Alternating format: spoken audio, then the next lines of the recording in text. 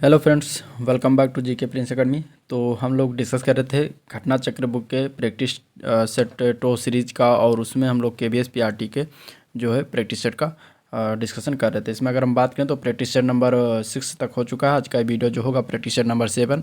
इसमें हम बता दें कि टोटल 180 क्वेश्चन आने हैं, तो उसी से संबंधित इसमें हम देखेंगे एक एक करके सभी 180 क्वेश्चन को। तो चलिए वीडियो को स्टार्ट करते हैं। स्टार्ट करने से पहले अगर आप लोग चैनल पर नए तो सब्सक्राइब नहीं किया तो चैनल को सब्सक्राइब करें, और इसका जो प्रीवियस वीडियो है वो सभी आप चैनल पेज पर जाइए, आपको वहाँ से उसका जो है वीडियो मिल जाएगा। ठीक है, प्लेलिस्ट भी बना दिया तो वहाँ से देख सकते हैं। तो चलिए स्टार्ट करते हैं। सबसे पहले जनरल इंग्लिश के क्वेश्चन देखेंगे। तो पैसेज बेस पर क्वेश्चन है, पहले पैसेज को देखिए। ठीक है, पैसेज को पढ़िएगा और हम क्वेश्चन की तरफ चलते हैं। तो पहला क्वेश्चन पैसेज से है कि modern medicine has helped man. ठीक है, आधुनिक चिकित्सा ने मनुष्य की क्या मदद की है या मनुष्य के लिए क्या सहायता किया है, जो आधुनिक मेडिसिन है। तो इसमें अगर आप पहला देखें तो to live longer everywhere in the world, इसका मतलब है कि दुनिया में हर जगह लंबे समय तक रहने के लिए जो है मदद की है। या फिर बी पार्ट है to live a healthy life in hygienic condition, या फिर स्वच्छ परिस्थितियों में जो है स्वस्थ जीवन जीने के लिए जो है मदद की है। इसके अलावा सी पार्ट है to live in thickly populated areas without fear of epidemics, यानी कि महामारी के डर के बिना जो है घनी आबादी वाले जो है क्षेत्रों में बिना किसी डर के रहना, तो ये मदद किया गया। या फिर balance population with available resource, यानी कि उपलब्ध संसाधनों के साथ बैलेंस पॉपुलेशन के क्षेत्र में जो है मदद किया है। किस में मदद किया है? मॉडर्न मेडिसिन ने। तो इसका राइट आंसर क्या होगा? तो आप जब पैसेज पढ़ेंगे तो आपका आंसर निकल के आएगा C part, to live in thickly populated areas without fear of epidemics. ठीक है, यानी कि महामारी के डर के बिना घनी आबादी वाले क्षेत्रों में रहना, ये मदद हुआ है, पॉसिबल हुआ है मॉडर्न मेडिसिन के द्वारा, आधुनिक चिकित्सा के द्वारा। ठीक है, तो आंसर इसका सी पार्ट करेक्ट हो जाएगा। अगला प्रश्न, man has not at succeeded in controlling the Furies of, किसके मतलब कि अगर हम बात करें तो इनमें से अगर देखा तो मनुष्य अभी तक किसके प्रकोपों को नियंत्रित करने में सफल नहीं हुआ है इसमें से। ठीक है, अर्थक्वेक है यानी कि भूकंप, फ्लड है यानी कि बाढ़, हरिकेन्स है यानी कि चक्रवात, या फिर ऑल ऑफ थ्री एबव।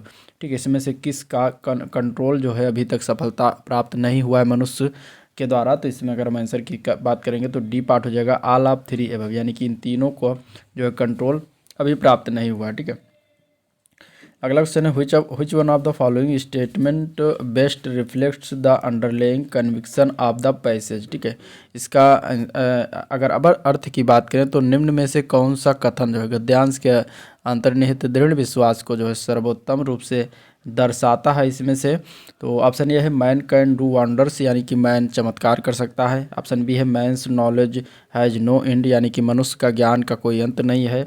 सी है man has been able to control nature to a great extent, यानी कि मनुष्य प्रकृति को काफ़ी हद तक नियंत्रित करने में सक्षम है। या फिर man has been able to control nature complete, यानी कि मनुष्य जो है पूरी तरीके से नेचर यानी कि प्रकृति को कंप्लीट यानी कि पूरी तरीके से कंट्रोल कर सकता है। तो इसमें से बताना है कि कौन सा स्टेटमेंट है, कौन सा इसमें से जो सर्वोत्तम उससे दृढ़ विश्वास को इस गद्यांश के अनुसार दिखाता है। तो अगर हम आंसर की बात करेंगे तो इसका राइट आंसर हो जाएगा C part, man has been able to control nature to a great extent. ठीक है, आंसर क्या हो जाएगा?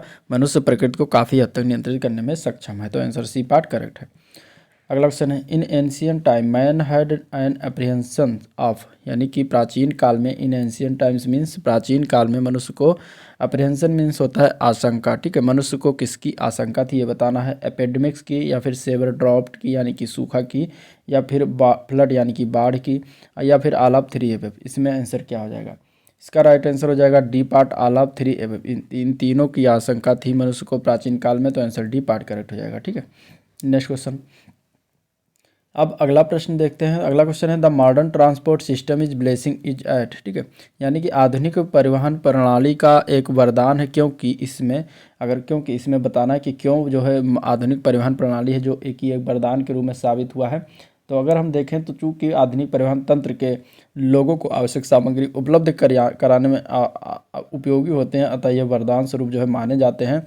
इस तरीके से इसका आंसर जो हो जाएगा C part has made all the commodities available to everyone. ठीक है, तो आंसर इसका सी पार्ट करेक्ट है। नेक्स्ट क्वेश्चन में चूज करेक्ट एंटोनिम बताना है। एंटोनिम्स मीन्स होता है विलोम, तो हमें प्रोडिगेलिटी का विलोम बताना है। प्रोडिगेलिटी का विलोम क्या होगा?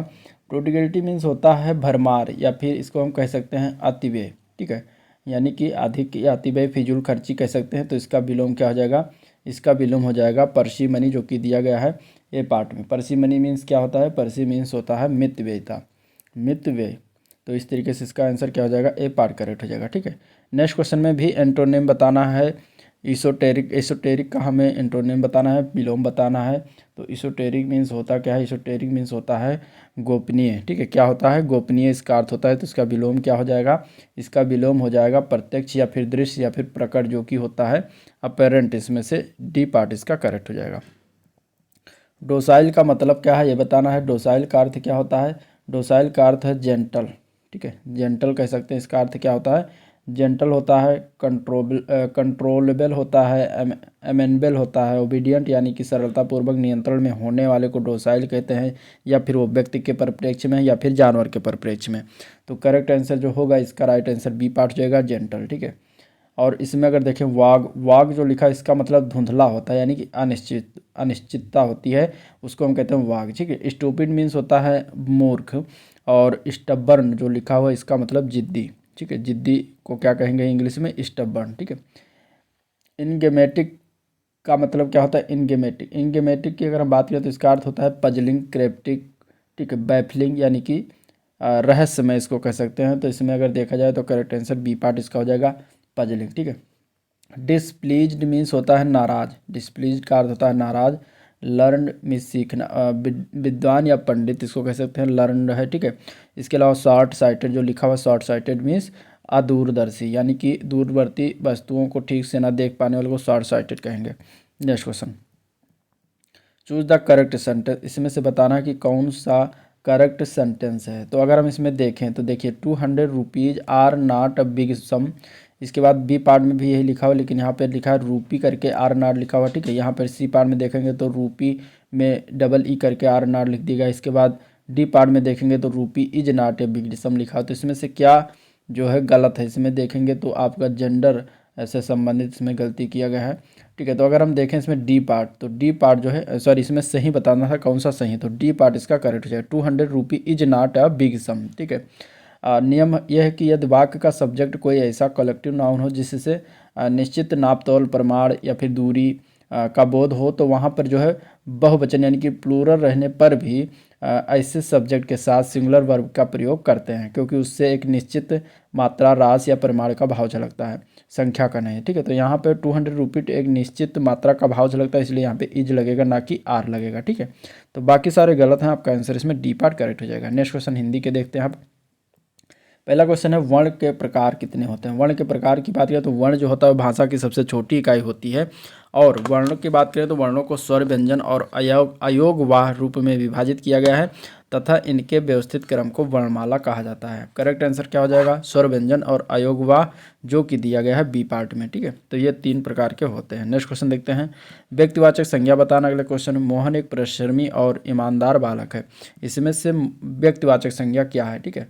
तो व्यक्तिवाचक संज्ञा की बात करेंगे तो इसमें हो जाएगा मोहन, ठीक है। मोहन क्या है, एक व्यक्तिवाचक संज्ञा, ठीक है। आंसर क्या हो जाएगा, मोहन हो जाएगा। व्यक्तिवाचक संज्ञा किसको कहते हैं, तो जिस शब्द से किसी एक वस्तु या व्यक्ति का बोध हो उसे व्यक्तिवाचक संज्ञा कहते हैं। जैसे कि अगर हम बात करें किसी व्यक्ति की या फिर वस्तु का या फिर स्थान के नाम जो होता है उसको हम जो है करते हैं, ठीक है, व्यक्तिवाचक संज्ञा। जैसे कि राम है, कृष्ण है, कुर्सी, गंगा, काशी, ये सब क्या है, ये व्यक्तिवाचक संज्ञा के अंतर्गत आते हैं।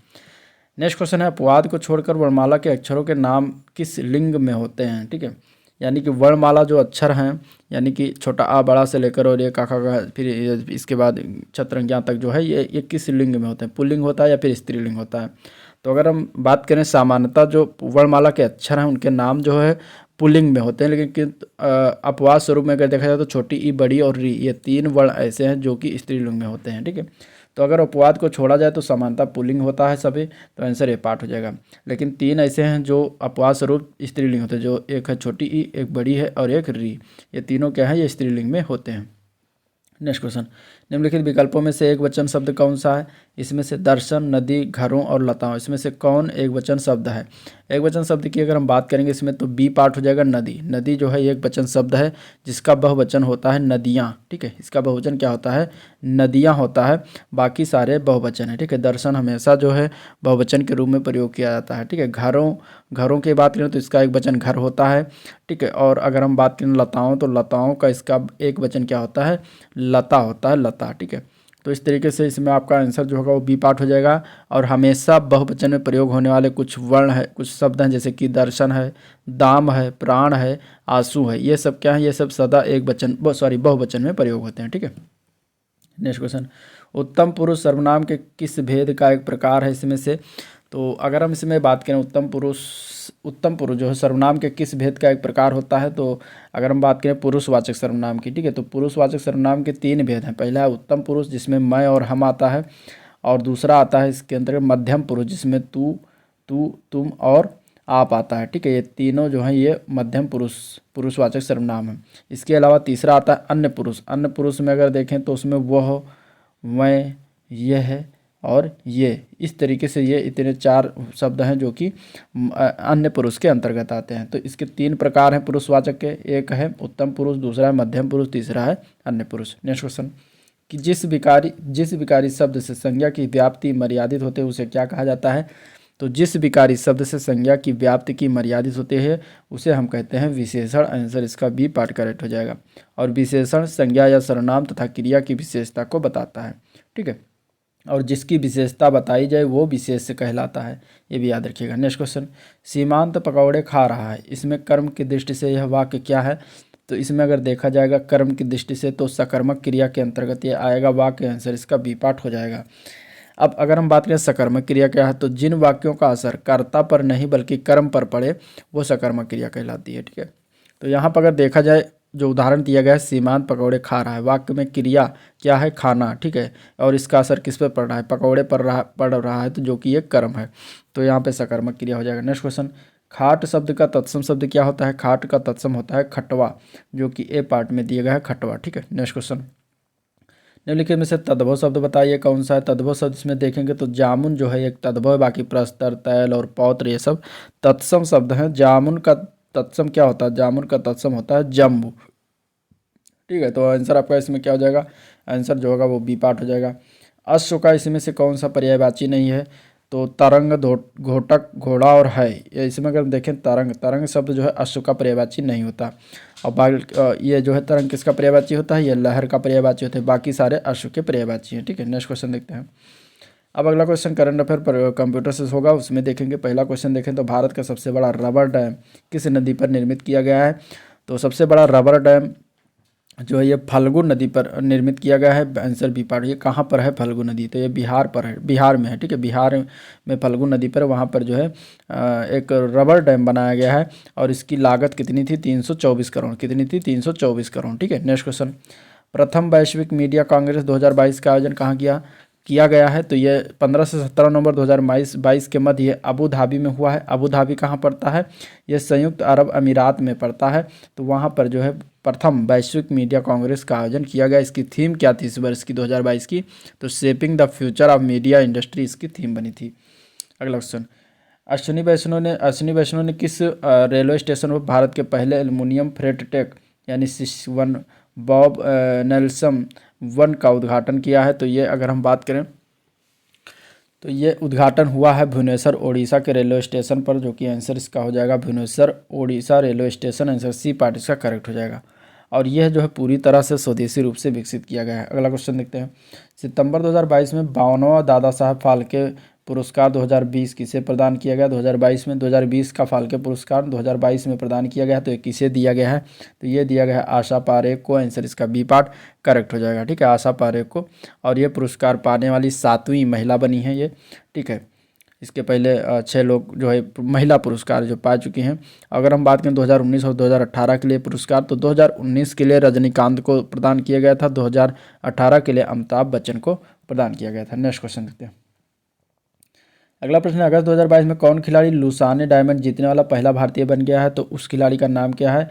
उसका नाम है नीरज चोपड़ा। ये भाला फेंक खिलाड़ी हैं और ये जो है पहले भारतीय बन गए हैं लुसाने डायमंड जीतने वाले। तो आंसर इसका डी पार्ट हो जाएगा, करेक्ट है। नेक्स्ट क्वेश्चन, कीट के शरीर के मुख्य भाग यानी कि शरीर के खंड कितने होते हैं? तो कीट के शरीर के मुख्य भाग के 3 भाग होते हैं, मतलब कि जिसमें सर होता है, वक्ष होता है और उदर होता है। तो आंसर इसका डी पार्ट हो जाएगा, सर, वक्ष और उदर।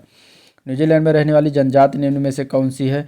तो इसमें से अगर देखा जाए न्यूजीलैंड की जनजाति, तो माओरी जो जनजाति है ये न्यूजीलैंड में पाई जाती है। आंसर इसका जो है ए पार्ट करेक्ट हो जाएगा। नेक्स्ट क्वेश्चन, पृथ्वी पर का ठोस भाग जिस पर हम रहते हैं उसे क्या कहा जाता है? तो पृथ्वी का जो ठोस भाग है उस पर हम रहते हैं उसको हम क्या कहते हैं? उसको हम कहते हैं स्थल मंडल। ठीक है, क्या कहते हैं? स्थल मंडल कहते हैं। आंसर इसका जो होगा वो बी पार्ट करेक्ट हो जाएगा, स्थल मंडल।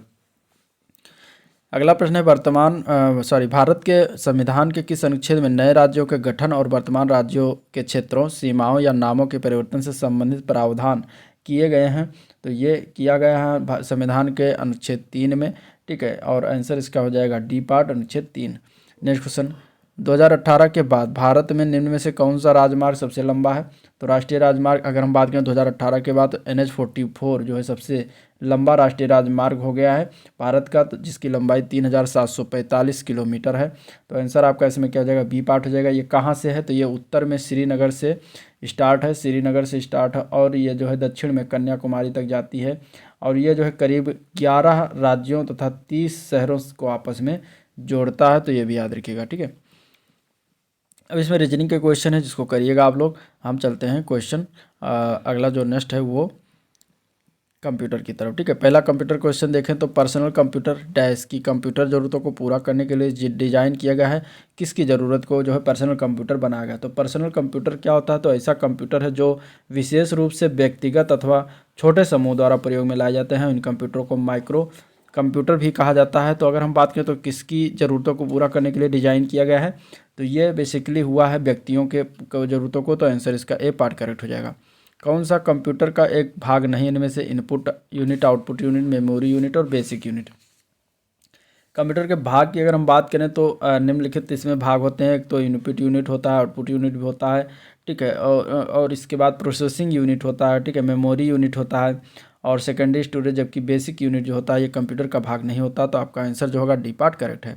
कंप्यूटर कक्ष में माउस होता है, वो क्या होता है कंप्यूटर पर? तो माउस एक जो होता है ये एक विद्युत यांत्रिक उपकरण है और यह मॉनिटर की स्क्रीन में जो है रिप्रेजेंट किए जाने वाले मेन्यू के प्रोग्राम के विशेष के चयन के लिए पॉइंटर का कार्य करता है। ठीक है, तो अगर हम इसमें देखें तो इसमें आंसर इसका क्या है? कंप्यूटर जो होता है तीव्र गति में जो है माउस की विशेष भूमिका होती है। आंसर की बात करेंगे तो आंसर हो जाएगा एक संकेतन यानी कि पॉइंटिंग डिवाइस होता है। आंसर सी पार्ट करेक्ट है।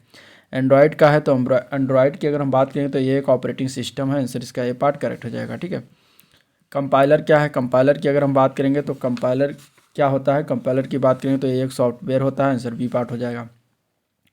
ठीक है, कंपाइलर क्या है? ये एक सॉफ्टवेयर है जो किसी हाई लेवल लैंग्वेज में लिखे गए प्रोग्राम का अनुवाद यानी कि ट्रांसलेट जो है किसी मशीनी भाषा में कर देता है। तो आंसर आपका इसमें बी पार्ट हो जाएगा। नेक्स्ट क्वेश्चन देखते हैं। अब अगला क्वेश्चन है शिक्षा और नेतृत्व पर दृष्टिकोण। पहला क्वेश्चन की अगर हम बात करें तो दिया गया है कि एक बच्चे में दूसरे की नियत और इच्छाओं को समझने की योग्यता है। यह विकास जो है यह विकास के किस स्वरूप को दर्शाती है? अब इसमें आंसर दिया गया है तो देखिए, अगर हम बात करें बच्चे में तो दूसरे की नियत और इच्छाओं को समझने की योग्यता जो होता है वो अंतरा वैयक्तिक बुद्धि के स्वरूप को दर्शाती है। ठीक है, कौन सी? अंतरा वैयक्तिक बुद्धि के स्वरूप को दर्शाती है। अंतरा वैयक्तिक बुद्धि से तात्पर्य है कि अन्य किसी व्यक्तियों की इच्छा, अपेक्षा, आवश्यकता आदि को समझने तथा दूसरों के व्यवहार का पूर्व कथन करने की क्षमता आदि से होता है। तो आंसर आपका इसमें बी पार्ट हो जाएगा। नेक्स्ट क्वेश्चन, राष्ट्रीय शिक्षा नीति 2020 में निम्नलिखित में से कौन सा कथन प्रस्तावित है? ठीक है, नई शिक्षा नीति जो 2020 की आई है उससे रिलेटेड क्वेश्चन बन सकता है। तो इसमें बताइए, ये उसी से रिलेटेड क्वेश्चन है। ठीक है, इसमें आपको बताना है कि इनमें से कौन सा कथन जो है प्रस्तावित किया गया है राष्ट्रीय शिक्षा नीति 2020 के तहत।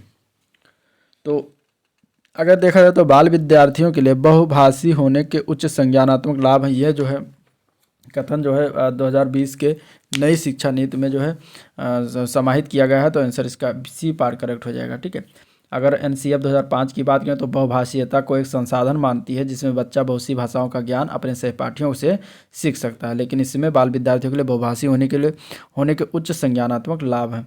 तो आंसर इसका सी पार्ट करेक्ट हो जाएगा। अगला क्वेश्चन, जेंडर की भूमिकाएं हैं। जेंडर भूमिकाएं, जेंडर किस प्रकार की, तो जेंडर अर्थात सामाजिक लिंग पुरुष एवं महिलाओं का पुरुषोचित या फिर स्त्रियोचित वर्गों में सामाजिक विभाजन होता है। तो समाज व्यवहारों के मापकों के आधार पर तय करता है कि कौन सा व्यवहार पुरुषोचित है और कौन सा नहीं। तो इसलिए जेंडर भूमिकाएं अग्रहित जो है व्यवहार होती हैं, अधिग्रहित व्यवहार होती हैं। तो आंसर इसका ए पार्ट करेक्ट हो जाएगा।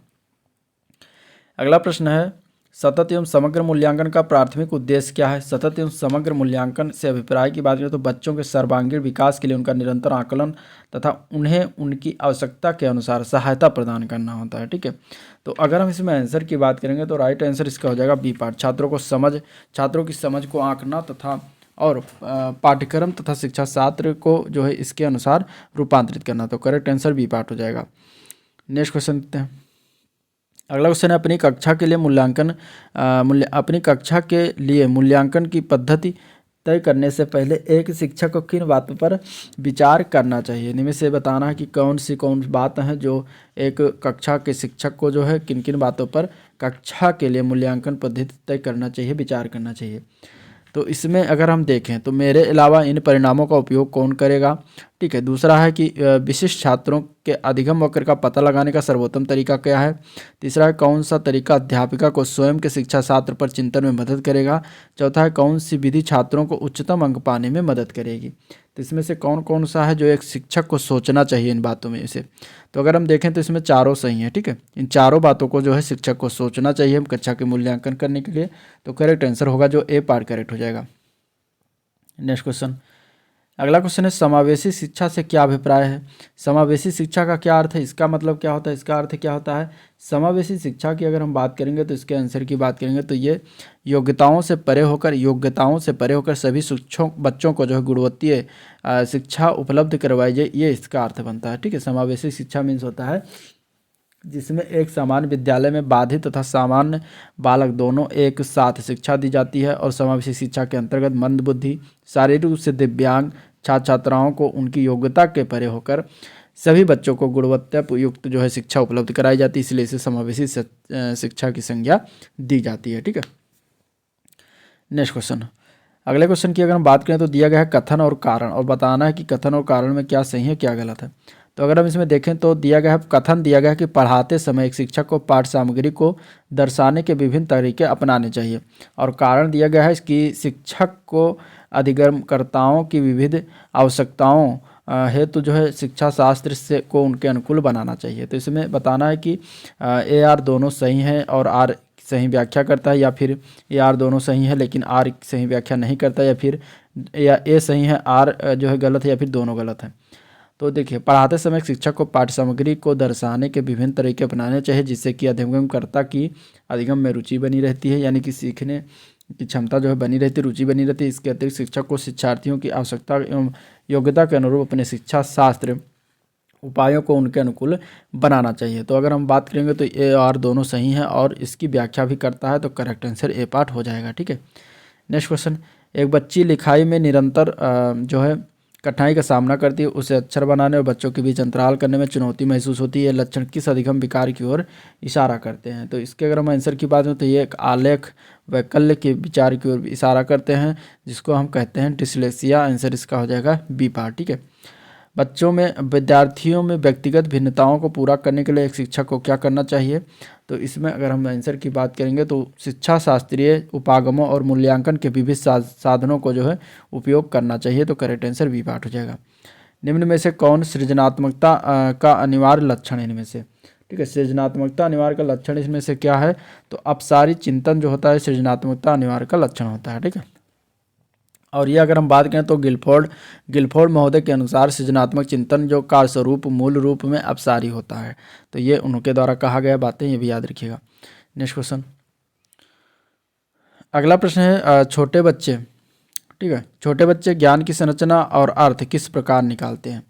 सक्रिय अन्वेषण के द्वारा, या फिर खेल के द्वारा, या फिर पदार्थों पर क्रिया और प्रयोग के द्वारा, या फिर सहपाठियों और वयस्कों के संग जो है सहभागिता के द्वारा। ठीक है, इसमें से बताना है कि किस के द्वारा जो है छोटे बच्चे जो है ज्ञान की संरचना और अर्थ का किस प्रकार निकालते हैं। तो इनमें से अगर हम बात करेंगे तो देखिए, छोटे बच्चे जो होते हैं वह सक्रिय अन्वेषक भी होते हैं, तो वह सक्रिय अन्वेषक के द्वारा खेल के द्वारा जो है सक्रिय अन्वेषक के द्वारा खेल के द्वारा ज्ञान की संरचना और अर्थ निकालते हैं। और ये जब बच्चे जो होते हैं सहपाठी और वयस्कों संग सहभागिता द्वारा जो है पदार्थों पर क्रिया एवं प्रयोग भी करते हैं, तो उनका अधिगम सकारात्मक रूप से प्रभावित होता है और सार्थक ज्ञान की संरचना का निर्माण करते हैं। तो आंसर आपका इसमें डी पार्ट हो जाएगा। सभी चारों पर जो है चारों से निकालते हैं अर्थ, तो आंसर डी पार्ट करेक्ट हो जाएगा, ऊपर तो सभी।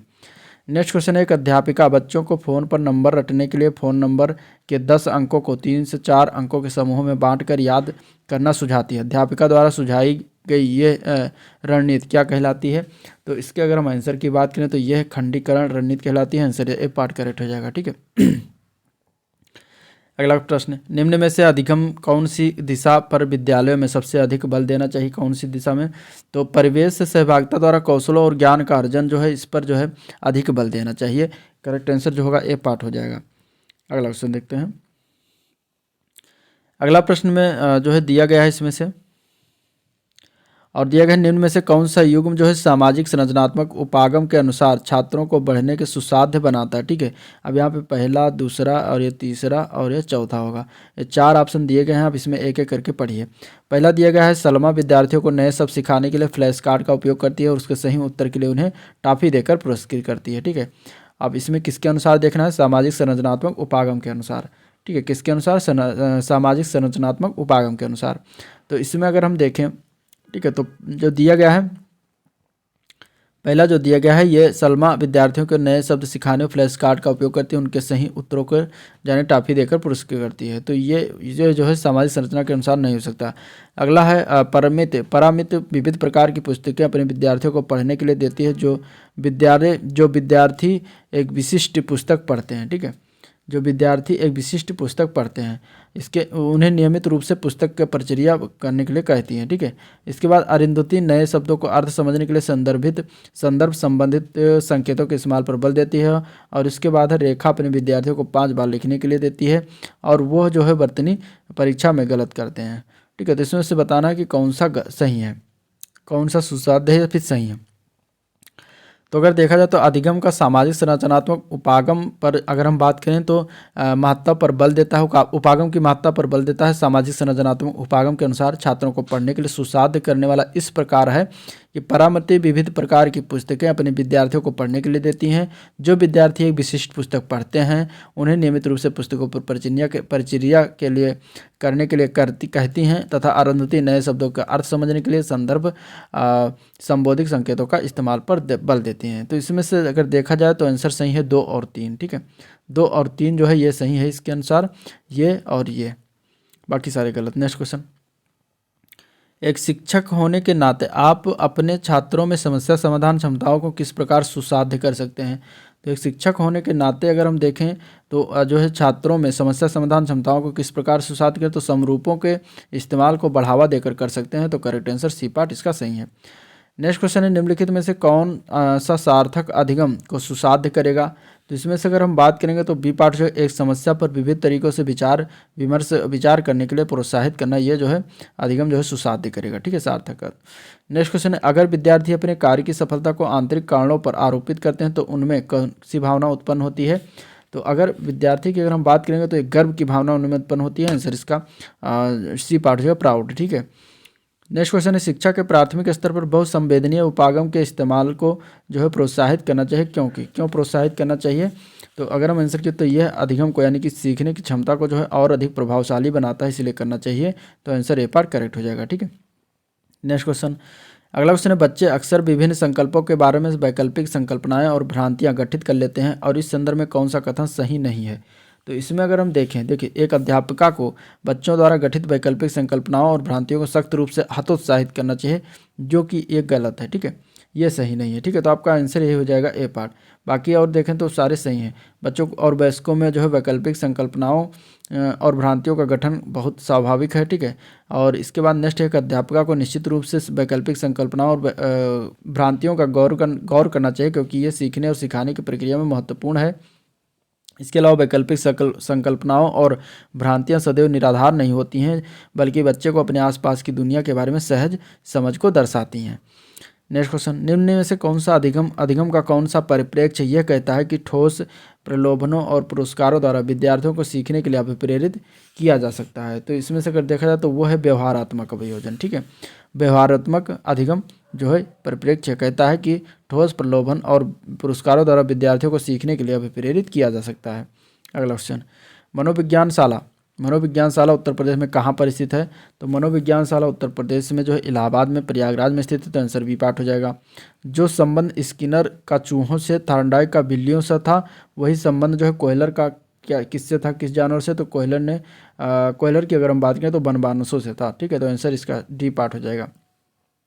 अधिगम का पठार किस प्रकार होता है? अधिगम का पठार जो होता है अधिगम में अवरोधन वर्धन को दर्शाता है। तो आंसर ए पार्ट करेक्ट हो जाएगा। द बिहेवियर ऑफ ऑर्गेनिज्म नामक पुस्तक के लेखक कौन है? तो इस पुस्तक के लेखक हैं स्किनर। आंसर ए पार्ट हो जाएगा, ठीक है। छात्रों में सही व्यवहार के प्रशिक्षण है तो सर्वाधिक महत्वपूर्ण क्या है? तो इसका आंसर क्या हो जाएगा? तो डी पार्ट से सही व्यवहार का प्रस्तुतिकरण करना। आंसर डी पार्ट करेक्ट है। अगला प्रश्न है, समस्या समाधान में लक्ष्य परिवर्तनता के संप्रत्यय को किसने प्रस्तावित किया था? तो उनका क्या नाम है? तो उनका नाम है हॉल महोदय ने किया था। तो आंसर ए पार्ट हो जाएगा। इनमें से कौन सा सूक्ष्म शिक्षण की विचारधारा से संबंधित नहीं है? तो इनमें से अगर देखा जाए तो बी पार्ट है, डेविड ह्यूम जो है सूक्ष्म शिक्षण की विचारधारा से संबंधित नहीं है, ठीक है। इनमें से कौन सा शिक्षण अधिगम का स्तर नहीं है? तो इनमें से अगर देखा जाएगा तो दूरवर्ती स्तर जो होता है शिक्षण अधिगम का स्तर नहीं होता। निम्नलिखित में से कौन सी कक्षा शिक्षण में जनतांत्रिक शिक्षण नीति नहीं है? तो करेक्ट आंसर ए पार्ट हो जाएगा। व्याख्यान जो होता है वह जनतांत्रिक शिक्षण नीति नहीं होता, ठीक है। तो आंसर ए पार्ट हो जाएगा। अगला क्वेश्चन देखते हैं, निम्न में से समावेशी शिक्षा की एक विशेषता इनमें से कौन सी नहीं है? तो यह केवल विशेष आवश्यकता वाले छात्रों को सीखने की अभिवृत्ति करती है। तो ये गलत है, यही जो है समावेशी शिक्षा की विशेषता नहीं है। बाकी अगर देखें तो बी पार्ट है, दिव्यांग बालकों की देखभाल से उनकी शिक्षा और व्यक्तिगत विकास की ओर सेवा में बदलाव है। तो ये सही है। समावेशी शिक्षा एक सतत प्रक्रिया, यह कोई उपार्जित अवस्था या फिर उत्पाद नहीं है, भी सही है। सभी विद्यार्थियों की क्षमताओं को अधिकतम स्तर तक बढ़ाना चाहिए, ये भी सही है, ठीक है।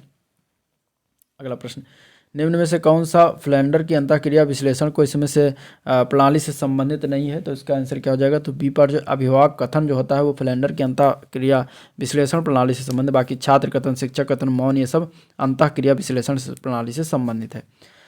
संभाषण के अर्थ की लघुत्तम इकाई क्या है?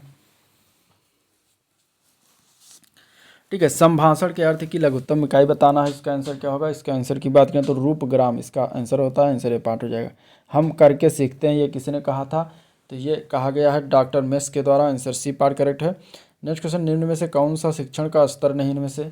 तो इसमें से अगर देखेंगे तो डी पार्ट है, वर्णन जो होता है शिक्षण का स्तर नहीं होता, ठीक है। शिक्षण की अंतःक्रियात्मक अवस्था में मुख्य संक्रिया क्या होती है? तो शिक्षण की अंतःक्रियात्मक अवस्था में मुख्य संक्रिया की बात करें तो सी पार्ट से क्रिया और प्रतिक्रिया की होती है। आंसर सी पार्ट इसका करेक्ट है। एक बालक जो है काली गाय, काला कुत्ता, काली वस्तुओं को देखकर डरने लगता है, इस प्रकार अनुबंधन में क्या निहित है? तो इस प्रकार के अगर हम देखेंगे तो इसका मतलब अनुक्रिया सामान्यीकरण निहित है। आंसर इसका सी पार्ट करेक्ट हो जाएगा, ठीक है। शिक्षण विधि का चयन करते समय निम्न में से किसको ध्यान में रखने की आवश्यकता नहीं है? तो इसमें से अगर देखा जाए तो अभिभावक की पृष्ठभूमि जो होती है यह ध्यान में रखने की आवश्यकता नहीं है, ये कोई ज़रूरत नहीं शिक्षण विधि का चयन करते समय। तो आंसर इसका बी पार्ट करेक्ट हो जाएगा।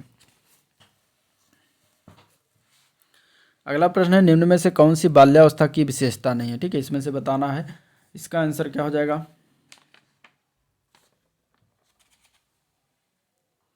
तो इसके अगर हम आंसर की बात करेंगे तो इसमें से अगर देखा जाए तो बाल्यावस्था की विशेषता की बात है, जिज्ञासा की कमी जो होती है बाल्यावस्था की विशेषता नहीं होती, ठीक है।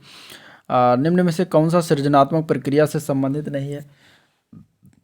तो अब प्रेरण जो होता है ये सृजनात्मक प्रक्रिया से संबंधित नहीं होता। निम्न में से कौन सा वृद्धि और विकास का प्रथम चरण है? इनमें से तो शारीरिक विकास जो होता है वृद्धि और विकास का प्रथम चरण होता है शारीरिक विकास। तो आंसर क्या होगा? ए पार्ट करेक्ट हो जाएगा, ठीक है। सीखना एक तरह से व्यवहार का क्या होता है? तो सीखना एक तरह से व्यवहार का संशोधन है। आंसर इसका सी पार्ट करेक्ट है। अगला क्वेश्चन देखते हैं, स्किनर बॉक्स का प्रयोग किसके लिए करते हैं? स्किनर बॉक्स के प्रयोग की अगर हम बात करें तो प्रसूत अनुबंधन के लिए किया जाता है, तो आंसर बी पार्ट करेक्ट है। बुद्धिमापन की भाटिया बैटरी परीक्षण में कितने उप परीक्षण है? तो बुद्धिमापन की भाटिया बैटरी परीक्षण में अगर देखा जाए तो टोटल 5 उप परीक्षण है, आंसर ए पार्ट करेक्ट है। ठीक है। किंडरगार्टन विधि का प्रतिपादन किसके द्वारा किया गया था? तो ये किया गया था फ्रोबेल महोदय के द्वारा, आंसर इसका ए पार्ट है फ्रोबेल महोदय। ठीक है। संकलनात्मक परामर्श के जन्मदाता कौन है? तो इसके जन्मदाता हैं थॉर्न, आंसर ए पार्ट है। नेक्स्ट क्वेश्चन है छात्र के अवांछित व्यवहार के संशोधन हेतु जो है सबसे प्रभावी विधि कौन सी है? तो इसमें से अगर देखा जाए तो डी पार्ट जो है अवांछित व्यवहार के कारणों का पता लगाना तथा उपचारों का सुझाव देना, ये जो है सबसे प्रभावी विधि होता है। डिसलेसिया किससे संबंधित? तो डिसलेसिया की बीमारी जो होती है इसमें पढ़ने संबंधित यानी पढ़ नहीं पाता बच्चा, तो पढ़ने संबंधी समस्या से संबंधित, तो आंसर ए पार्ट करेक्ट है। ब्रेली लिपि तथा टेप रिकॉर्डिंग किसके लिए शैक्षिक प्रावधान के रूप में प्रयोग किए जा सकते हैं? तो ये प्रयोग किया जाता है दृष्टिबाधित विद्यार्थियों के लिए, आंसर इसका ए पार्ट करेक्ट है। CWSN का अर्थ क्या है? CWSN के अर्थ की अगर हम बात करेंगे तो विशिष्ट आवश्यकता वाले बच्चे इसको कहा जाता है, आंसर इसका सी पार्ट करेक्ट हो जाएगा। ठीक है। निम्न में से कौन सा परामर्श का एक तत्व नहीं है इसमें से? तो इसमें से अगर देखा जाए तो वो है वृत्तक वृद्धि, जो कि परामर्श का तत्व नहीं होता। अगला क्वेश्चन है भारत में वर्तमान शैक्षिक प्रणाली के समक्ष सबसे बड़ी चुनौती क्या है? तो भारत में जो है सबसे बड़ी चुनौती है शिक्षा में समानता, आंसर सी पार्ट करेक्ट है। किसी गणितीय समस्या को प्रस्तुत करते समय शिक्षक को यह सुनिश्चित करना चाहिए कि समस्या की भाषा जो है छात्रों के लिए किस स्तर के अनुसार हो। तो समस्या की भाषा की अगर हम बात करें तो समझ के अनुसार होना चाहिए, आंसर बी पार्ट करेक्ट है। ठीक है। कक्षा में होने वाली परिचर्चाओं में लैंगिक दृष्टिकोण को एकीकृत करना लड़कों को किस में सक्षम बनाता है? तो अपने स्वयं के पूर्वाग्रहों को दूर करने में सक्षम बनाता है, आंसर इसका सी पार्ट करेक्ट है। NCERT के अनुसार कितने वर्ष की आयु के बच्चों के में समस्या निवारण कौशल विकसित हो जाता है? तो इसमें अगर देखा जाए तो +4 ईयर्स यानी कि +4 साल के बच्चे जो होते हैं उनमें समस्या निवारण के कौशल जो है विकसित हो जाता है। ठीक है।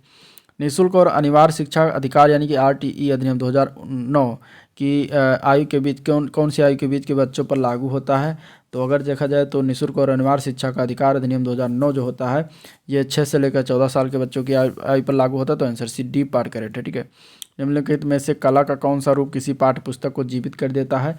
तो इसमें से अगर देखा जाए तो वो ए पार्ट है, चित्र जो होता है ये किसी पाठ्य पुस्तक को जो है कला जो है जीवित कर देता है, तो आंसर ए पार्ट हो जाएगा। ठीक है। किसी बच्चे के घर का सामाजिक वातावरण उसके किसके अनुसार अत्यधिक प्रभावित करता है? तो इसका आंसर की बात करेंगे तो आंसर क्या हो जाएगा? आंसर हो जाएगा ए पार्ट, व्यक्तित्व विकास को प्रभावित करता है, अत्यधिक प्रभावित करता है। जीन पियाजे के शोध व दर्शन के अनुसार बच्चे के प्रारंभिक वर्षों में सीखने का आधार क्या है? कितने जो है क्या होता है? तो इसमें से हो जाएगा हाव भाव। सीखने का आधार क्या है? हाव भाव। ठीक है। तो आंसर सी पार्ट हो जाएगा। किसी भी भाषा में 75% भाषा की अभिव्यक्ति के माध्यम से की जाती है, किसके माध्यम से? तो वो होता है सही व्याकरण के माध्यम से किया जाता है, तो आंसर डी पार्ट करेक्ट है। नेक्स्ट क्वेश्चन है एक सहभागी शिक्षक को शैक्षिक वातावरण में किसके प्रयास अवसर होने पर प्रभावी भाषा अधिग्रहण संभव हो सकता है? तो वो होता है पारस्परिक संचार के पर्याप्त अवसर होने पर प्रभावी भाषा का अधिग्रहण संभव हो सकता है। ठीक है। अब दिया गया अगला क्वेश्चन है स्वर ध्वनि। अब स्पेशल सब्जेक्ट के अंतर स्वर ध्वनि के प्रकार पूछा गया, तो स्वर ध्वनि की अगर हम बात करेंगे तो स्वर ध्वनि में कितने प्रकार के होते? तो इसमें से अगर देखा जाए तो उपयुक्त तीनों हो जाएगा, ह्रस्व स्वर, दीर्घ स्वर और प्लुत स्वर, ये 3 प्रकार के स्वर ध्वनियाँ होती हैं। तो आंसर आपका इसमें क्या हो जाएगा? आंसर इसका डी पार्ट हो जाएगा, उपयुक्त तीनों। ठीक है। उपयुक्त तीनों। नेक्स्ट क्वेश्चन है इनमें से समूहवाचक संज्ञा कौन सी है? तो इसमें अगर देखा जाए राम, हिमालय, मक्का और सेना, तो सेना जो है समूहवाचक संज्ञा के अंतर्गत आता है, बाकी राम, हिमालय और मक्का ये सब समूहवाचक संज्ञा नहीं है। ठीक है। तो आंसर आपका क्या हो जाएगा? आंसर जो होगा वो डी पार्ट करेक्ट है। समूहवाचक के अन्य शब्दों की बात करें तो सभा है, मंडल है, दल है, सेना है, कुंज, गिरोह, ये सब समूहवाचक संज्ञाएँ हैं। ठीक है। नेक्स्ट क्वेश्चन, शक्तिमान का जो है स्त्रीलिंग क्या होता है? शक्तिमान का स्त्रीलिंग होता है शक्तिमती, जो कि लिखा है बी पार्ट में, करेक्ट आंसर बी पार्ट है। निम्नलिखित में से किसका प्रयोग केवल बहुवचन में होता है? इसमें से तो अगर बहुवचन में देखा जाए तो हमेशा प्राण का प्रयोग होता है, आंसर बी पार्ट हो जाएगा। किस किस से झगड़ा करते फिरोगे? रेखांकित पद किस किस, ये क्या है? तो ये अगर हम बात करेंगे तो ये एक सर्वनाम है, आंसर सी पार्ट करेक्ट हो जाएगा। ठीक है। परिमाणवाचक क्रिया विशेषण का वाक्य इसमें से कौन सा है? तो जिसमें अगर हम बात करेंगे तो दोनों शब्द यानी समुदाय बोधक यानी कि संख्यावाचक विशेषण है। ठीक है। और इसके अगर हम अंतर की बात करें समुदायवाचक विशेषण है,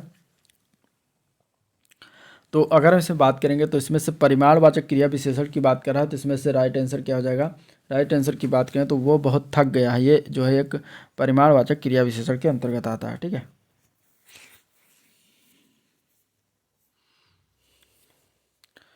नेक्स्ट क्वेश्चन, चिड़िया आकाश में उड़ रही है, इसमें उड़ रही क्रिया किस प्रकार की है? तो अगर हम बात करेंगे इसमें, और इसमें एक करेक्शन, इसमें परिमाणवाचक नहीं पूछा गया, इसमें पूछा गया था समुदायवाचक। ठीक है, समुदायवाचक या समुदाय बोधक, सॉरी समुदाय बोधक, समुदाय बोधक। तो समुदाय बोधक क्रिया इसमें पूछा गया था, समुदाय बोधक विशेषण, ये थोड़ा सा ध्यान रखिएगा। तो इसमें आंसर इसका ए पार्ट हो जाएगा। ठीक है,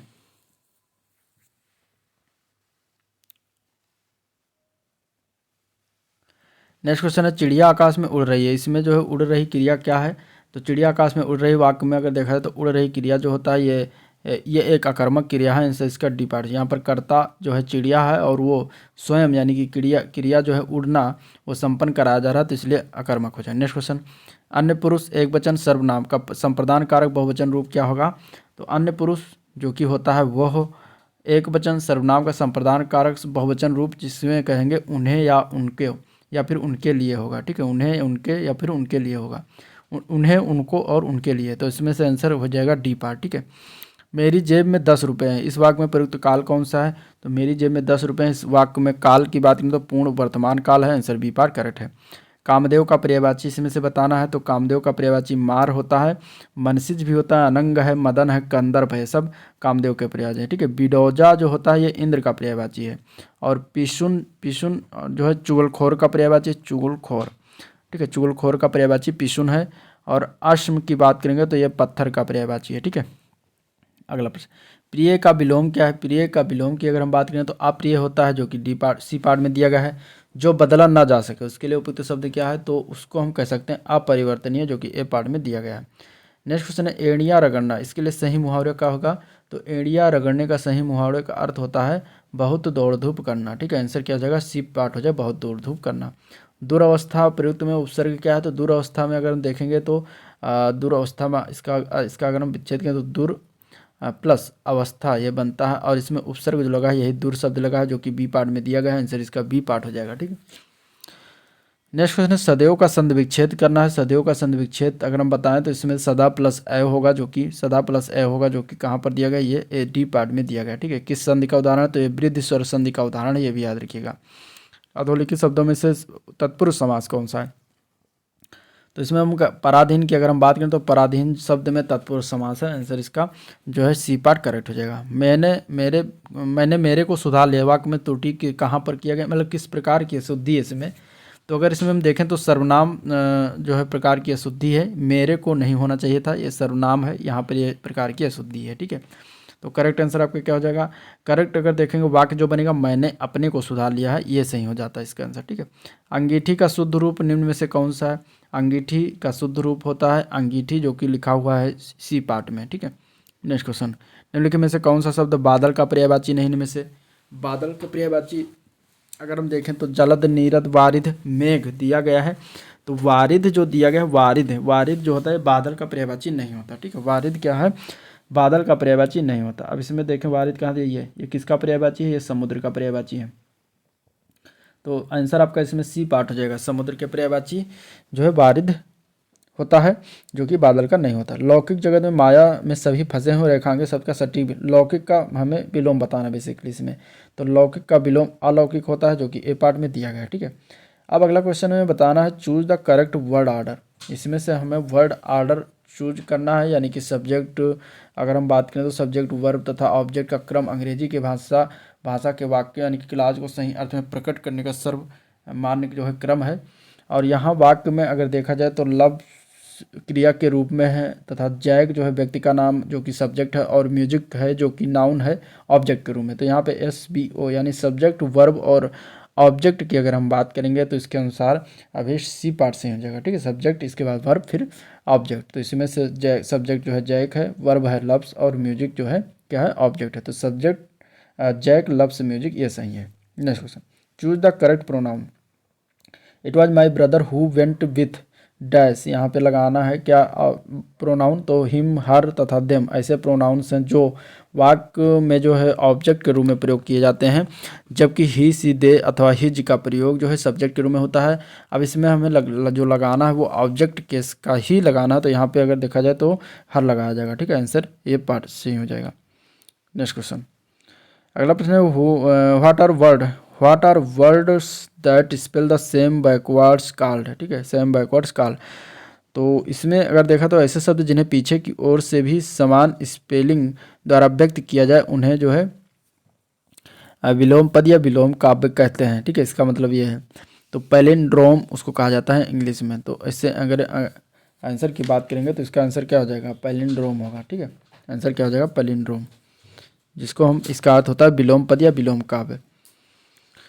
नेक्स्ट क्वेश्चन है choose the plural of the given word, यानी बॉक्स का हमें प्लूरल बताना, तो बॉक्स का प्लूरल हो जाता है बॉक्सेस। ठीक है, आंसर इसका डी पार्ट हो जाएगा बॉक्सेस, जो कि डी पार्ट में दिया गया है।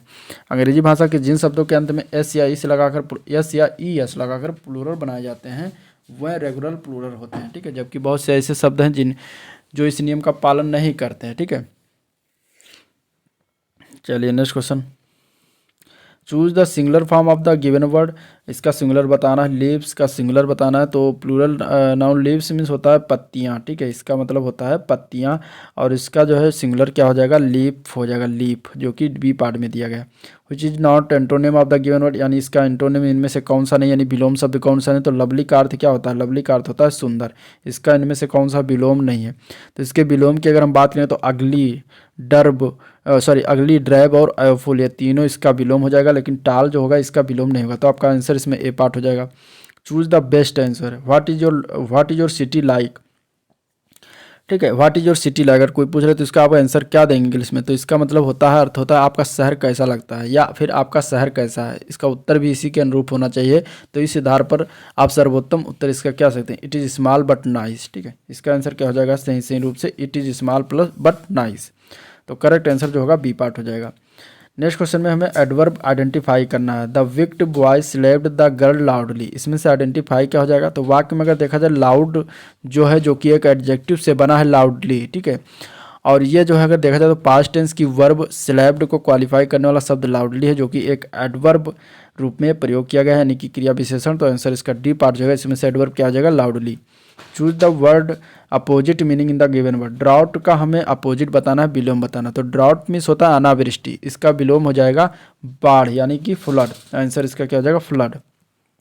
Choose the correct opposite meaning the given word, ability का अपोजिट, एबिलिटी मीन्स होता है क्षमता या फिर योग्यता कह सकते हैं इसको। तो इसका हमें अपोजिट बताना है, विलोम बताना है, तो इसका विलोम हो जाएगा इनएबिलिटी, जो कि दिया गया है डी पार्ट में। ठीक है, which is the prefix can be use the following words, take, cheap और बिहेव में कौन सा हम प्रीफिक्स यूज करेंगे जिससे कि ये सही रूप से जो है अर्थपूर्ण शब्द बन जाए। तो इसमें अगर देखा जाए तो मिस शब्द का अगर हम प्रयोग करते हैं तो देखिए मिस टेक बन जाएगा, मिस चीप बन जाएगा, मिस बिहेव बन जाएगा, जो कि तीनों एक अर्थपूर्ण शब्द प्राप्त हो रहे हैं। तो आंसर डी पार्ट करेक्ट है। यहाँ पे प्रीपोजिशन भरना है, he deals rice, he deals. अब यहाँ पे अगर हम भरेंगे इन, तो इन जो प्रीपोजिशन है इसका प्रयोग उचित होगा, क्योंकि फ्रेजल वर्ब डील्स के साथ इन का अर्थ होता है व्यापार करना। ठीक है, तो यहाँ पे ही डील्स इन राइस भरा जाएगा। Next question, which suffix can be used. अब यहाँ पे सफिक्स बताना है, यानी कि बाद वाला शब्द बताना है, क्या लगेगा, तो स्पून और माउथ के साथ सफिक्स जो है फुल लगता है। आंसर इसका डी पार्ट करेक्ट हो जाएगा। ठीक है, for the question below choose the best answer, shall we go the gym now, इसका हमें आंसर बताना है। तो shall we go to the gym now का उत्तर या तो अफर्मेटिव में दिया जा सकता है या फिर निगेटिव में। तो इसमें दिए गए केवल अगर देखें विकल्पों तो केवल नॉट एट ऑल ही इसका सर्वोत्तम उत्तर होगा। ठीक है, तो आंसर इसका क्या हो जाएगा, डी पार्ट करेक्ट हो जाएगा। Which is adjective in the given sentence, यानी कि हमें इसमें विशेषण बताना है। The tall girl met a boy, इसमें से हमें विशेषण बताना है कौन सा है। तो गर्ल की बात करें तो नाउन है और इसकी लंबाई बताई जा रही है, विशेषण एडजेक्टिव बताई जा रही है क्या है, टाल है। ठीक है, टाल के द्वारा व्यक्त, टाल शब्द क्या हो जाएगा, या विशेषण हो जाएगा, एडजेक्टिव हो जाएगा। तो आंसर ए पार्ट करेक्ट है। नेक्स्ट क्वेश्चन है choose the option which you can not add E R at is in end form a new word. ठीक है, यानी ऐसा वर्ड चूज करना जिसमें ई आर को हम नहीं जोड़ सकते, जिससे कि एक नया वर्ड ना बन पाए या बन जाए। तो अगर देखेंगे तो विकल्प सी जो है टाइमली जो दिया गया है, इसमें क्या है कि इसको अगर देखें तो इसमें नहीं हो सकता, ठीक है। सून में अगर हम बात करें, सून में सफिक्स ER अगर जोड़ देंगे तो सूनर हो जाएगा और इसका अर्थ होता है जल्दी, ठीक है। और इसके अलावा अगर हम देखें क्विक में अगर ER जोड़ते हैं तो इसका भी मतलब हो जाता है जल्दी, ठीक है। विक में अगर हम ER जोड़ते हैं तो इसका मतलब हो जाता है विकर मीन्स टहनी, ठीक है। लेकिन टाइमली समय से होता है, टाइम से टाइमली बनता है, जो कि इसमें जो है नया अर्थपूर्ण नहीं बनता। तो इस तरीके से आपका आंसर सी पार्ट करेक्ट है। Next question, choose the best option to complete given sentence. There are not people here, यहाँ पे क्या भर दिया जाए जो कि करेक्ट हो जाए। तो इसके स्थान पर एडजेक्टिव आप नंबर बजाएगा मेनी, ठीक है, many. There are not many people here. Next question, choose the option to complete sentence. You should your homework, यहाँ पे क्या भरा जाएगा। तो इसमें अगर देखा जाए तो रिक्त स्थान में वर्ब डू का प्रयोग किया जाएगा। You should do your homework, तो आंसर बी पार्ट करेक्ट है। Choose the correct word order, इसमें से कौन सा सही रूप से लिखा हुआ है। तो विकल्प डी में अगर देखें आई लेंट हिम माई पेंसिल, ये सही रूप से लिखा हुआ, बाकी सारे गलत हैं, ठीक है। Choose the option which you can add LY at the end of the form in the new word, ठीक है। कौन सा ऐसा ऑप्शन है जिसमें LY जोड़ के नया वर्ड बनाया जा सकता है। तो विकल्पों में अगर देखा जाए शब्द लेट जो दिया गया है, ठीक है, बी पार्ट, इसमें सफिक्स LY लगाएंगे तो लेटली हो जाएगा और ये जो है एक नया शब्द बन जाता है, ठीक है। तो आंसर आपका इसमें क्या हो जाए, लेटली का अर्थ क्या हो जाता है, हाल ही में या फिर थोड़े दिनों पहले। तो आंसर इसका बी पार्ट करेक्ट है। अब इसके बाद इसमें मैथ के क्वेश्चन है जिसको आप लोग करिएगा। हम इसका PDF प्रोवाइड कर देंगे टेलीग्राम चैनल पर, GK प्रिंस अकेडमी नाम से ही सर्च कर लीजिएगा, वहाँ पर मिल जाएगा, आप उसको भी कर लीजिएगा, ठीक है। चलिए पारिस्थितिकी एवं पर्यावरण अध्ययन से देखते हैं, जिससे 20 क्वेश्चन आने हैं। स्पेशल ये भी है, इसका भी अहम रोल है। पहला क्वेश्चन अगर देखें तो पारिस्थितिक तंत्र में पोषक तत्वों का संचारण होता है, किसके द्वारा होता है। तो पारिस्थितिक तंत्र में पोषक तत्वों का संचारण जो होता है उत्क्रमणीय पद्धति के द्वारा होता है। तो आंसर सी पार्ट करेक्ट है। प्रकीर्ण बस्तियां मिलती हैं, कहाँ पर मिलती हैं प्रकीर्ण बस्तियां, ठीक है, बताना। तो प्रकीर्ण बस्तियां जो है ये मिलती हैं मध्यवर्ती ऑस्ट्रेलिया में। आंसर ए पार्ट हो जाएगा। निम्नलिखित में से किसका निर्माण हमारे शरीर में नहीं होता। Vitamin A, protein, enzyme, hormone. इसमें से अगर देखा जाए तो विटामिन ए का निर्माण हमारे शरीर के अंदर नहीं होता, ठीक है। जल में घुलनशील विटामिन कौन कौन सा है। तो जल में घुलनशील विटामिन जो है वो है विटामिन बी और विटामिन सी, ठीक है। तो इस तरीके से ये दोनों घुलनशील हैं, बाकी सारे A, D, E और K ये तीनों जो है चारों जो है वसा में घुलनशील है, लेकिन B और C जो है ये जल में घुलनशील है, याद रखिएगा। निम्न में से कौन सा पर्यावरण के लिए हानिकारक है इसमें से। तो इसमें से अगर देखा जाए तो प्लास्टिक जो है वो पर्यावरण के हानिकारक होता है। आंसर डी पार्ट हो जाएगा। अगला क्वेश्चन है, निम्न में से कौन सा EVS पाठ्यक्रम में सुझाए गए 6 थीमों में से 4 को सही ढंग से प्रस्तुत करता है। तो वो है परिवार और दोस्त, भोजन, पानी और यात्रा। तो आंसर आपका इसमें बी पार्ट करेक्ट है। नीचे दिया गया कौन सा एक समूह जो है जड़ों का है, यानी कि जड़ कि कौन सा जड़ों से हम सभी पैदा होते हैं। इसमें गाजर, चुकंदर और मूली, ये तीनों जो है जड़ के प्रकार हैं। तो आंसर आपका डी पार्ट करेक्ट है। नेक्स्ट क्वेश्चन है, बच्चों को पर्यावरण अध्ययन को सीखने के लिए खोजने के द्वारा पर्याप्त समय दिया जाता है और यह इंगित करता है कि क्या इंगित करता है। तो यह पर्यावरण अध्ययन बाल केंद्रित है। आंसर इसका सी पार्ट करेक्ट है। अगला प्रश्न, निम्नलिखित में से किसको पर्यावरण अध्ययन में बच्चों के आकलन में दूर करना चाहिए। बच्चों के आकलन में दूर करना चाहिए किसको पर्यावरण अध्ययन में। तो इसमें देखा जाए तो बच्चों के उत्तर को सही या गलत में आंकना, इसको दूर करना चाहिए। आंसर इसका ए पार्ट करेक्ट। नेक्स्ट क्वेश्चन है, पर्यावरण अध्ययन में शिक्षक द्वारा बच्चों को स्वयं अपने का आकलन करने के लिए अवसर देना चाहिए। और यह स्व आकलन क्या है। तो यह स्व आकलन जो होता है सीखने के समान आकलन होता है। तो आंसर डी पार्ट करेक्ट हो जाएगा, ठीक है। निम्नलिखित में से कौन पर्यावरण अध्ययन का उद्देश्य नहीं है इसमें से। तो बच्चों को पाठ्यपुस्तक की परिभाषाएं प्रदान करने के लिए प्रोत्साहित करना, ये इसका उद्देश्य नहीं होता, ठीक है। बच्चों को स्वयं अपने हाथ से कार्य करने, खोजने की क्रियाकलापों को जोड़ना, ये इसका उद्देश्य होता है। तो आपका आंसर जो होगा वो बी पार्ट हो जाएगा। अन्य की अगर हम बात करते हैं तो बच्चों को जिज्ञासा और सृजनात्मकता का पोषण देना, यह भी होता है उद्देश्य। परिवेशीय मुद्दों का जागरूकता का विकास करना, यह भी उद्देश्य होता है। अगला क्वेश्चन है, समुदाय एक महत्वपूर्ण शिक्षण और अधिगम संसाधन है क्यों है। तो समुदाय एक जो होता है यह वास्तविक परिस्थिति में सीखने का अवसर प्रदान करता है। तो आंसर बी पार्ट करेक्ट है, ठीक है। पर्यावरण अध्ययन जो है पाठ्यक्रम बच्चों के समग्र शिक्षा का कारण बन सकता है यदि यह क्या है। तो यदि यह एक जो है एकीकृत है, समावेशी है, विषयगत है, तो तीनों होता है। तो आंसर डी पार्ट हो जाए उपयुक्त सभी। सामान्यतः प्रवास करते हैं, सामान्यतः कौन प्रवास करते हैं। तो सामान्यतः जो है पक्षी, स्तनधारी जीव, कीट, मछलियाँ सभी प्रवास करते हैं। तो आंसर डी पार्ट जो है उपयुक्त सभी, ठीक है। प्राकृतिक सूचक लिटमस प्राप्त किया जाता है किससे प्राप्त किया जाता है। तो ये लाइकेन के द्वारा प्राप्त करते हैं। आंसर ए पार्ट हो जाएगा। हीराकुंड बांध जो है किस नदी पर बना है? हीराकुंड बांध जो है महानदी पर बना है। आंसर इसका ए पार्ट करेक्ट है। नागार्जुन सागर परियोजना किस राज्य में स्थित है? तो ये परियोजना जो है ये आंध्र प्रदेश में है। आंसर बी पार्ट करेक्ट है। सरदार सरोवर बांध किस नदी पर बना है? तो सरदार सरोवर बांध जो है नर्मदा नदी पर बना, जो कि ए पार्ट करेक्ट है। ठीक है। किस दार्शनिक ने मित्रता को 3 मुख्य प्रकारों में विभाजित किया है? तो वो है अरस्तु के द्वारा ये विभाजित किया गया है। तो आपका आंसर इसमें जो होगा वो ए पार्ट करेक्ट हो जाएगा। ठीक है। और 3 भागे कौन कौन सी हैं? पहला उपयोगिता की मित्रता, दूसरा है प्रसन्नता की मित्रता और तीसरा है सह की मित्रता। ठीक है। नेक्स्ट क्वेश्चन, एकल परिवार के लाभ बताना है क्या होता है? तो एकल परिवार के लाभ एक ही है, व्यक्तित्व का विकास होता है। आंसर इसका ए पार्ट करेक्ट हो जाएगा। तो ये था आज का ओवरऑल का वीडियो जिसको हम लोगों ने देखा, डिस्कस किया। अगर वीडियो पसंद आया हो तो लाइक करिएगा, चैनल को सब्सक्राइब नहीं किया है तो सब्सक्राइब कर लीजिए फटाफट, और साथ ही साथ अपने दोस्तों में ज़्यादा से ज़्यादा शेयर भी कर दीजिएगा। ठीक है। और कमेंट करके फीडबैक दीजिएगा। आज का वीडियो में प्रिंट करते हैं, मिलते हैं इसके नेक्स्ट वीडियो में, तब तक के लिए थैंक यू।